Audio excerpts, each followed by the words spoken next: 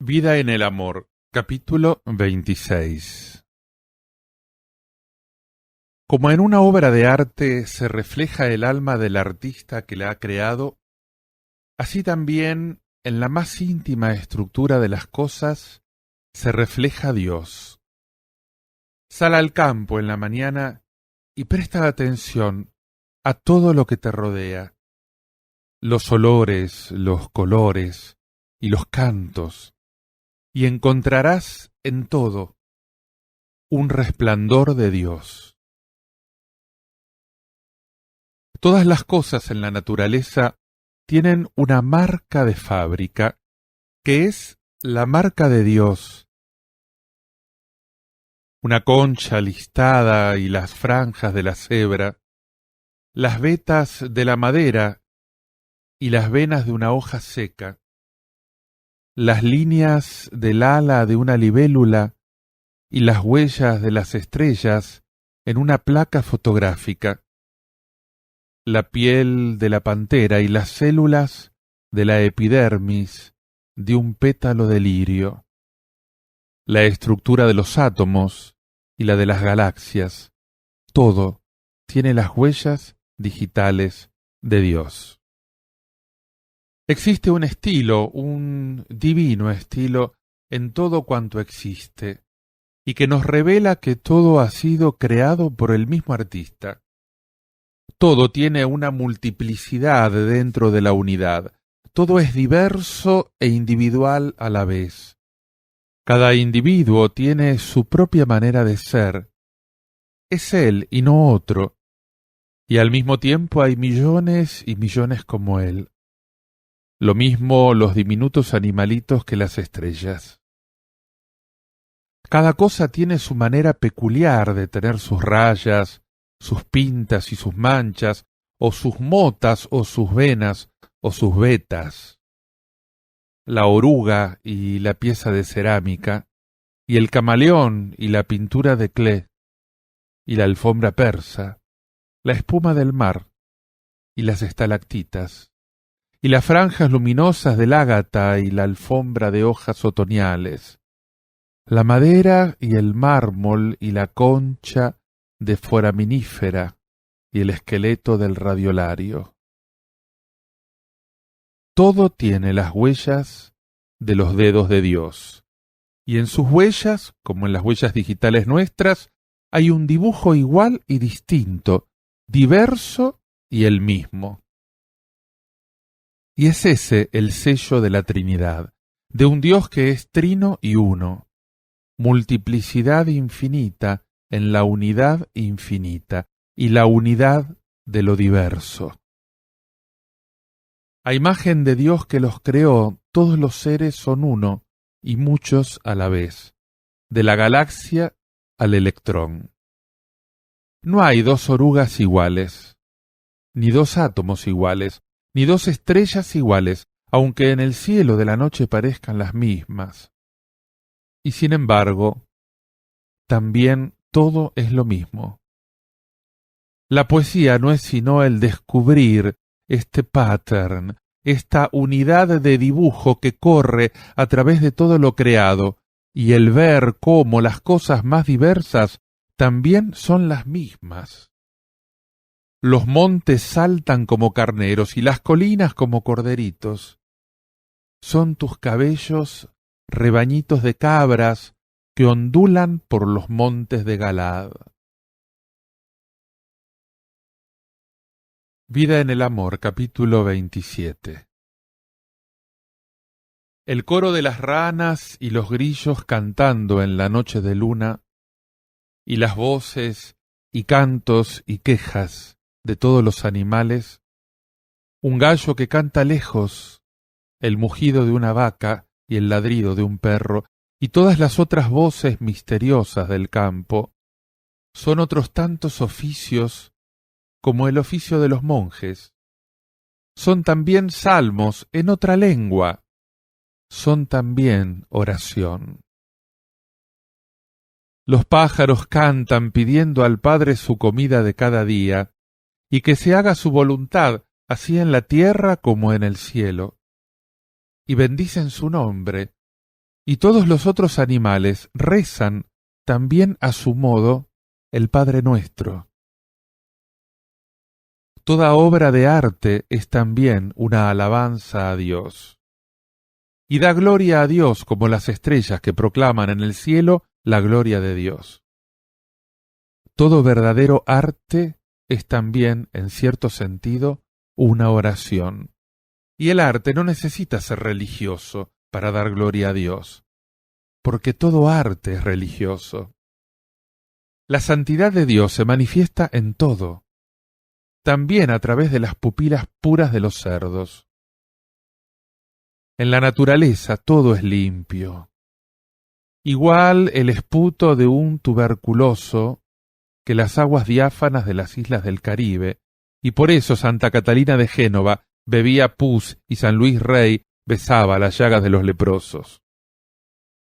Tan puras son las garzas como los gusanos. La materia toda es limpia y santa, pues ha salido de las manos de Dios.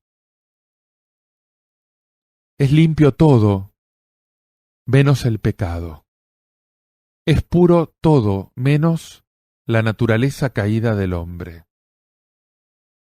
Un paisaje es puro porque no tiene apetitos ni desórdenes, como el hombre caído los tiene.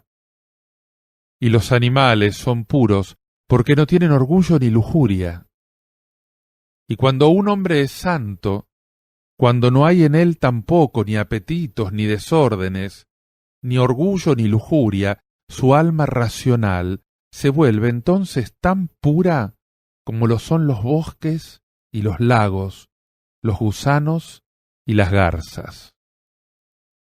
Un animal o un árbol son la imagen exacta de una idea de la mente de Dios, que es la misma esencia de Dios, pues todo lo que hay en él es la esencia de Dios. Y un mensaje fiel que expresa sin ninguna tergiversación posible lo que Dios exactamente quiere expresar con eso, y nada más que eso. Toda cosa material es la perfecta obediencia. Cada cosa cumple fielmente en su ser lo que Dios quiere que sea. Cada estrella, como dice el profeta Baruch, está contestando en el cielo: aquí estamos. Todas las cosas irracionales son el deseo cumplido de Dios. El cuerpo humano también es santo y no puede pecar. Solo la voluntad del hombre puede pecar. Y cuando no hay voluntad, no hay pecado. La presencia de Dios en todas las cosas hace que al pecar lo hagamos a Él espectador, la inocencia infinita, y como cómplice obligado del pecado al mismo tiempo que su víctima. Y esto es lo que hace pecado al pecado. Pecar es tiranizar a Dios, pero pecar es también tiranizarnos a nosotros mismos junto a Dios. El condenado es uno que eternamente se ha tiranizado a sí mismo y que comete contra sí mismo una gran injusticia. El pecado no es libre, sino que es la entrega de la libertad. Pero le hace creer a uno que esa es su libertad, como la propaganda de las dictaduras, que pregonan que ellas son el gobierno del pueblo. Muchos creen que son libres porque hacen lo que quieren, pero no se dan cuenta que la dictadura la llevan dentro, y que ella es la que gobierna su voluntad, y que hacen lo que no quieren aunque creen que quieren. Por eso se arrepienten de lo que hacen, porque hacen lo que no quieren y no quieren lo que hacen. Y creen que son libres porque la dictadura les brota de dentro. La tienen instalada en el centro mismo de su voluntad, tienen el tirano dentro y creen que ellos son el tirano, cuando son solo esclavos. Y cuando un hombre así, con su voluntad gobernada, gobierna un pueblo, entonces ese pueblo es gobernado por una dictadura. La codicia, la soberbia, la crueldad o el odio que tiranizan al tirano son también los que tiranizan ese país y son el primer ministro o el presidente de ese pueblo. Vida en el amor, capítulo 28. Adán en el paraíso estaba desnudo. La pobreza, pues, es el estado paradisíaco. Adán era pobre como los animales, como San Francisco de Asís y como Cristo. Después de la caída, el hombre ya no puede estar desnudo, pero el hábito de los monjes es lo más parecido a la desnudez paradisíaca. La pobreza también es la verdad, mientras que las riquezas son disfraces. Nos revestimos de cosas exteriores a nuestro ser para disimular la desnudez de nuestro ser. Falsedad y riqueza son sinónimos. La riqueza es también una falsificación de las cosas. Un traje rico, una casa rica, son una falsificación de la autenticidad original de los materiales, un revestimiento de la desnudez natural de los seres, un fraude de las cosas. Pero hay un resplandor en las cosas pobres que es el resplandor de lo real. Un objeto rico es siempre menos real que uno pobre. Por eso decía Henry David Thoreau que era importante para un hombre poder salir a la calle con un pantalón remendado. Ese resplandor que tienen las cosas pobres, de barro, de paja, de tela burda, de madera sin pintar, lo vasto, lo áspero, lo tosco, lo rústico, es el de la desnudez de la materia, es como el resplandor que tiene un cuerpo desnudo. Y ese es también el mismo resplandor de las obras de arte, la textura y los colores. Si el hombre no hubiera perdido la inocencia, andaría desnudo. Y por eso la única posesión de San Francisco eran un calzoncillo y un saco y una cuerda, y aún de eso se desprendía alguna vez. La falsedad de las riquezas consiste en que uno confunde lo que tiene con lo que uno es. Uno cree que es más porque tiene más. Uno compra un automóvil y cree que ese automóvil ha pasado a ser parte de uno, es como un miembro más de su cuerpo. Por eso decía San Agustín que el desprenderse de las riquezas dolía como desprenderse de un miembro del cuerpo. Y si le admiran a uno su automóvil, uno siente como que lo admiran a uno. Las cosas que poseemos las consideramos como parte de nuestra propia persona, como el molusco que carga con un caparazón que no es el suyo. Y por eso la posesión de las cosas es una falsificación de nuestra persona. El rico cree que lo que tiene, eso es él. Ostenta sus cosas para ser admirado por ellas, como si esas cosas fueran él, para ser apreciado por lo que tiene y no por lo que es. El poeta latino Propercio percibió el valor real de la pobreza cuando se gloriaba de haber conquistado a una muchacha no con su dinero, sino con sus poemas.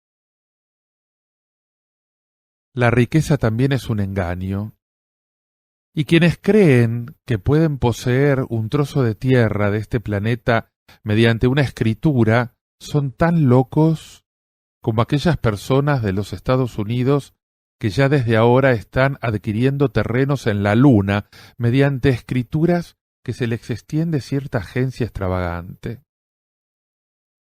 un bosque o un prado, lo poseen los pájaros y los animales que lo disfrutan. La pareja de enamorados que pasea por allí, o el solitario que vive allí. No la persona que posee un título de propiedad. Ésta solo posee unas hojas de papel de oficio con fea prosa jurídica. Nosotros poseemos la naturaleza entera, y toda la tierra y todos los paisajes, y el firmamento estrellado, pero dejamos de poseer todo esto si limitamos nuestro sentido de propiedad a unas cuantas hectáreas de tierra.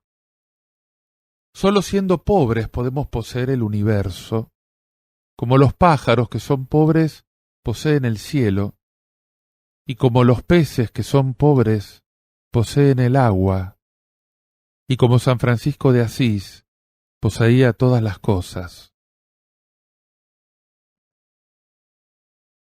Por eso San Francisco llamaba a la pobreza un gran tesoro. No somos dignos de tan gran tesoro, pues decía que el gran lujo es comer en una bella piedra junto a cualquier fuente bajo el cielo azul, mientras que los pobres ricos solo tienen un salón comedor con un espacio muy restringido. Nosotros somos hijos de Dios, que es dueño de todo, y como hijos suyos somos también dueños de toda la riqueza del mundo. Estamos rodeados de incalculables riquezas y no tenemos más que alargar la mano para tomarlas. Un puñado de agua clara que se me escurre de las manos no vale menos que un puñado de diamantes, y si la apreciamos menos es sólo porque es más abundante. Una mojarra dorada en la laguna, una ranita verde de color de jade, un guijarro resplandeciente, un palo seco que flota en el agua, todos estos son tesoros, aunque no posean precios ficticios en la bolsa de valores. Pero quien compra un campo y lo cerca, se desprende del resto de la naturaleza y desposee todo lo demás. La pobreza religiosa, por eso, no significa poseer poco, sino no poseer nada, el desposeimiento total para poseerlo todo. No nos limitamos a la posesión legal de unas cuantas cosas mediante un título. Pero hay algo más nuestro que el aire, el sol, la tierra, el cielo o el mar. Y la pobreza es también la virtud de la Santísima Trinidad, porque la vida en Dios es comunitaria y comunista, y cada una de las tres divinas personas se da totalmente a las otras, y no hay en ellas mío ni tuyo, aunque sí existe en ellas el yo y el tú. El engaño de las riquezas consiste también en creer que cosas materiales pueden ser abrazadas por algo espiritual como el alma. Vimos en Nicaragua a un dictador que no se sació nunca de adquirir tierras, y no se saciaba nunca porque aunque las escrituras eran suyas, las tierras seguían siendo tan ajenas a él como antes. Y por más que adquiría, él seguía siendo tan pobre como antes, y por eso quería siempre nuevas tierras. Los campos verdes con sus vacas y sus árboles, y su río que los atravesaba por en medio, quedaban siempre tan imposeídos como antes. Poseía los títulos de las tierras, pero las tierras no eran suyas. Quien pasaba por allí y disfrutaba del paisaje, o pescaba en el río, y después se iba sin codiciar más, ese, aun siendo pobre, había poseído la tierra, y no quien guardaba los títulos. Solo no codiciando, solo desapegados de todo, podemos poseerlo todo. Por eso dice San Pablo que quien tenga sea como quien no tiene, y quien compre sea como quien no compra, y quien se casa sea como quien no se casa. Vida en el Amor, capítulo 29. El dinero es una tiranía, o como lo dijo Cristo en el lenguaje de la antigüedad, es un señor, lo que para los antiguos también quería decir Dios. Nadie puede servir a dos señores. Y a continuación le llama con el nombre del dios de los sidonios, Mamón, porque el dinero es también una idolatría. ¿A Dios o a Mamón? Y Cristo identifica en otra parte al dinero con otro totalitarismo y otro Dios. Dad al César lo que es del César, y a Dios lo que es de Dios. Con esa frase, no quería legitimar las cosas del César, como se ha interpretado muchas veces, ni quería poner a la par dos órdenes de cosas igualmente legítimas, las de Dios y las del César. Es obvia la ironía de la frase. El dinero no es del César, sino que tan solo tiene la efigie del César. Pero Cristo dice que es del César porque tiene su efigie. Cristo quiere decir que el dinero no es nuestro, sino del César, y que nosotros somos de Dios. Den al César lo que es del César, quiere decir, déjenle al César las riquezas, esa porquería. Den a Dios lo que es de Dios, quiere decir que nos entreguemos nosotros a Dios, porque somos de Dios, tenemos su efigie. El dinero es de la tiranía, de la crueldad, de la soberbia, del endiosamiento, de Tiberio. Y toda moneda y todo billete llevan grabados esa efigie de Tiberio. Por eso San Francisco les había prohibido a sus frailes tocar el dinero. El primer mandamiento del Decálogo, de no hacernos imágenes talladas ni adorar ídolos, nos parece que es un mandamiento para pueblos primitivos, que aún no han superado la etapa politeísta, una reliquia arqueológica, sin validez alguna para el hombre civilizado.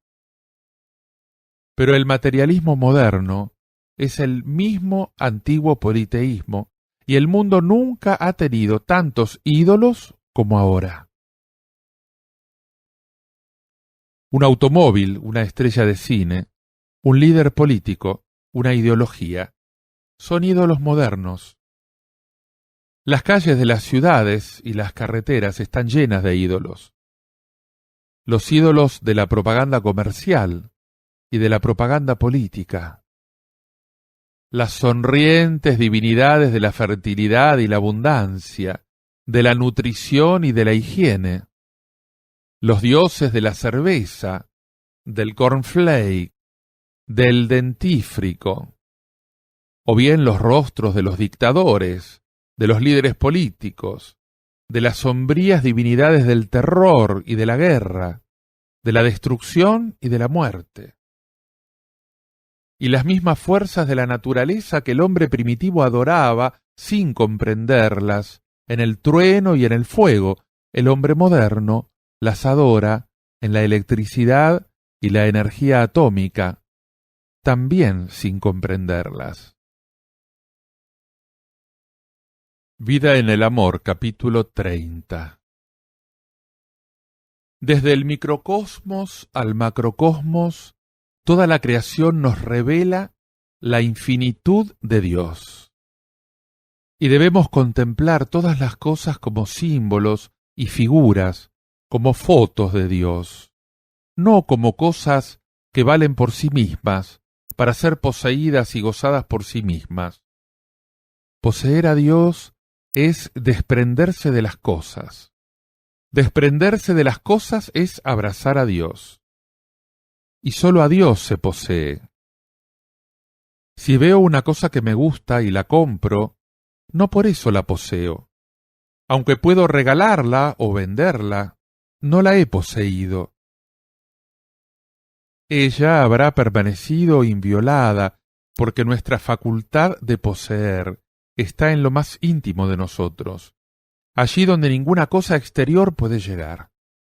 De ahí la profunda insatisfacción de todos los que poseen cosas. Insatisfacción que no pueden calmar nunca, tan solo exacerbar, por más cosas que posean. Hay como una invisible pared de vidrio entre nosotros y las cosas. Y el alma se golpea y golpea contra el vidrio como una mariposa sin poder llegar hasta ellas. Mientras afuera el mundo exterior siempre nos sonríe intacto, inalcanzado. Tampoco podemos poseer a las personas que amamos. Ellas permanecen invioladas en su más profunda intimidad, como también nosotros estamos vírgenes. Aún entre el esposo y la esposa hay una separación que no desaparece, una intimidad que no confunden. No se asimilan el uno al otro como quisieran. No hay sino una ilusión de unión. Solo a Dios se posee, porque Él es el único que tiene acceso a nuestro interior, que es donde podemos poseer y ser poseídos. Solo Él tiene la llave de nuestro ser, porque Él no entra por fuera, sino que entra por dentro, burlando los fosos y las murallas de nuestro castillo interior, por pasadizos secretos que comunican con Él. Y podemos juntarnos a Él sin salir de nosotros. Más aún, solo podemos juntarnos a Él estando dentro de nosotros mismos. Pero entonces, ¿no podemos poseer nunca a las criaturas?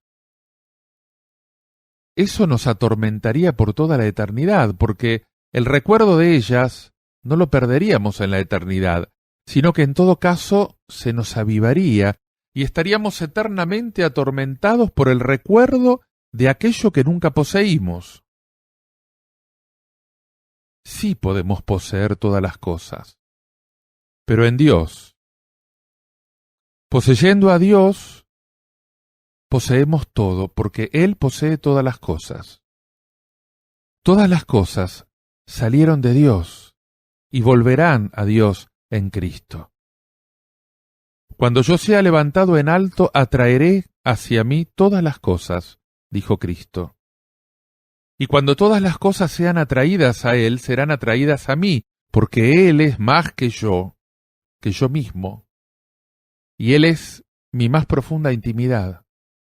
Pero para ello, tenemos que renunciar a todas las cosas. Por eso dice San Juan de la Cruz, que el camino para poseerlo todo es el desposeimiento. Y mientras tanto, somos como pájaros encerrados en un apartamento golpeándose contra la pared de vidrio del living room, viendo enfrente de ellos un panorama de luz al cual no pueden salir. Así nos estrellamos nosotros contra las criaturas, equivocados por ellas porque transparentan a Dios, pero golpeándonos contra ellas porque son sólidas y no nos dejan pasar a Dios. Tan solo pasa por ellas la luz de Dios. Y solo con que olvidemos esa luz fascinadora de las criaturas y demos vuelta atrás hacia lo oscuro, encontramos la salida al jardín, a la libertad, a la luz. Encontramos la salida afuera, que es Dios.